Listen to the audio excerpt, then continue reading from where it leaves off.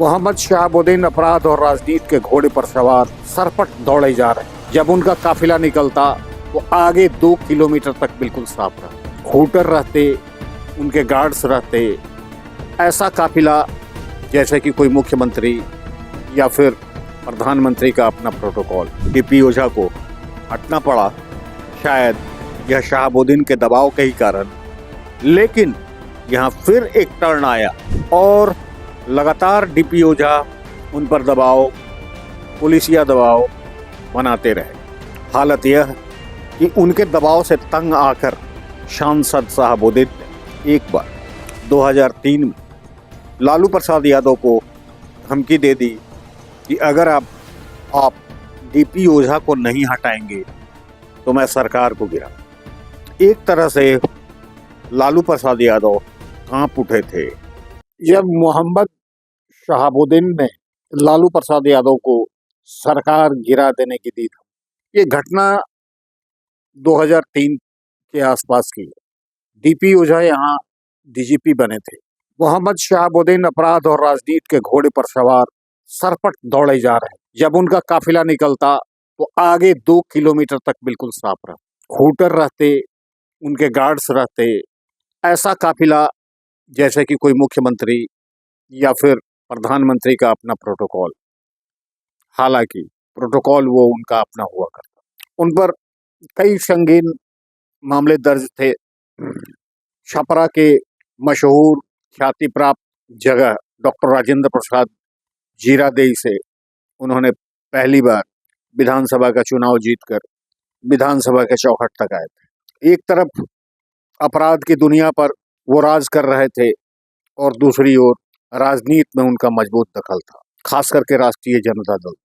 उनका यह दावा था कि इस पार्टी को सींचने में, बनाने में, गठन करने में, आगे बढ़ाने में और सरकार को बनाने में बहुत बड़ी भूमिका रही। 2003 के आसपास जब डीपी ओझा यहाँ डीजीपी बनकर आए तो वो अनुसंधान के मास्टर माने जाते थे। एक कर्मठ, ईमानदार पुलिस पदाधिकारी तो जरूर थे, लेकिन इन्वेस्टिगेशन का उनका जवाब नहीं। इन्वेस्टिगेशन उनका इतना तगड़ा कि उन्होंने यहाँ तक कह डाला या रिपोर्ट लिख डाली, 100 पन्ने की रिपोर्ट में लिख डाली कि इनके सीधे संबंध दाऊद इब्राहिम ग्रुप से। ये दुबई जाते, दुबई में इनकी खिदमत होती और आईएसआई के लोग कई तरह के घातक और अत्याधुनिक हथियार भी इन्हें मुहैया कराते, जिनको ये गंतव्य तक उनके कई पुलिस पदाधिकारियों से, संजय रत्न से, बच्चू सिंह मीना से मुठभेड़ भी हो गई है। ये कहने की कोई बात नहीं, लेकिन उन मुठभेड़ों के बाद बराबर पुलिस को डेमोरलाइज ही होना पड़ा, इसलिए कि उनके तबादले हो गए। ये शहाबुद्दीन ने करवाए, लेकिन उनको डीपी ओझा बहुत महंगा पड़े और लगातार डीपी ओझा उन पर दबाव, पुलिसिया दबाव बनाते रहे। हालत यह कि उनके दबाव से तंग आकर सांसद शहाबुद्दीन ने एक बार 2003 में लालू प्रसाद यादव को धमकी दे दी कि अगर आप डीपी ओझा को नहीं हटाएंगे तो मैं सरकार को गिरा। एक तरह से लालू प्रसाद यादव कांप उठे थे, क्योंकि शहाबुद्दीन के भी अपने गट्स थे, विधानसभा में उनके अपने लोग थे। हालांकि राजनीति के दिग्गज खिलाड़ी लालू प्रसाद यादव हार मानने वाले नहीं थे, बल्कि वो समझ चुके थे कि एक सांप को मैंने दूध पिलाया है, जो सांप अब फन काढ़ कर उनके ही सामने खड़ा होकर डसने को तैयार। डीपी ओझा रिपोर्ट बनाते रहे और दबाव भी बनाते रहे, लेकिन स्थितियां एक बार ऐसी भी आई कि फरवरी 2003 में डीपी ओझा डीजीपी का पद संभाले और दिसंबर में ही उन्हें, मेरा मतलब महज 10 महीनों में उस पद को त्याग करना पड़ा। परित्याग की चर्चा जैसे ही, परित्याग कोई मन से उन्होंने नहीं किया था, बल्कि उन पर दबाव था। उन्होंने शायद वीआरएस लिया था, वीआरएस लेकर फिर वो राजनीति में आना चाहे, वो मुकदमा भी लड़ना चाहे सरकार के खिलाफ, क्योंकि नॉर्मली टेन्योर 3 साल का होता है। वैसे यूपीएससी ने बाद में कई तरह की तब्दीलियां भी की, उस पर अभी मैं नहीं जाऊंगा। एक बार बिहार की राजनीति में, खास करके लालू प्रसाद की राजनीति में उसने सिहरन पैदा कर दिया। मोहम्मद शहाबुद्दीन ने यह कहकर कि मैं सरकार को ही गिरा, डीपी ओझा को हटना पड़ा या फिर हटाना पड़ा। सामान्य अवधि लगभग किसी भी सरकारी सेवक की बड़े पद पर 3 साल की मानी जाती है, लेकिन 10 महीने में ही वो हट गए।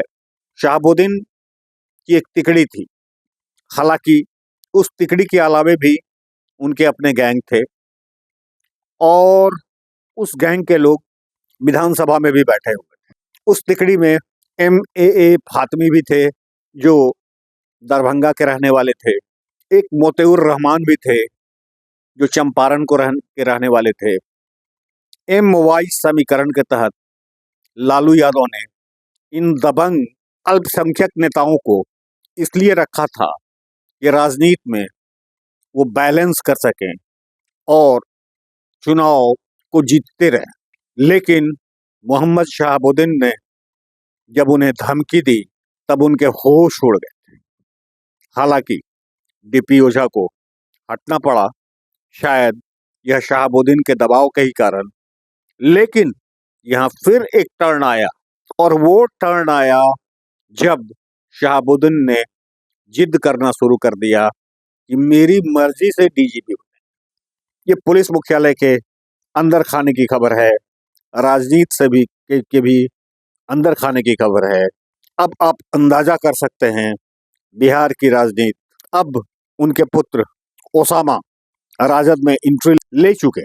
वैसे लंबे समय तक उस परिवार से एक सम्मानजनक दूरी बनी रही लालू परिवार की, वो इसलिए कि कोरोना काल में जब शहाबुद्दीन मरहूम हुए, उसके बाद जिस सहानुभूति की उम्मीद उस परिवार ने रखी थी लालू परिवार से, वो नहीं मिली।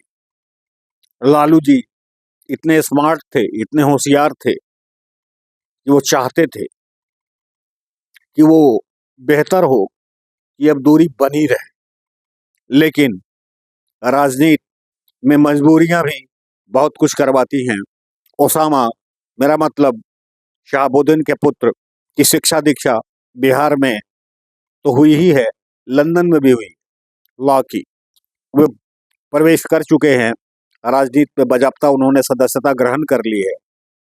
लेकिन उनसे यह उम्मीद की जाती है कि अपने पिता के वो नक्शे कदम पर नहीं चलेंगे। अब देखिए आगे होता क्या है। धन्यवाद। अभी आप देख रहे हैं ऑफ बीट 1, मैं संजय उपाध्याय। ये अंदर खाने की खबर है। अगर खबर अच्छी लगी तो कृपया बटन दबाएं, शेयर करें और सब्सक्राइब करें। इससे मुझे प्रोत्साहन मिलेगा और इसी तरह की खबरें मैं आपको देता रहूं। धन्यवाद।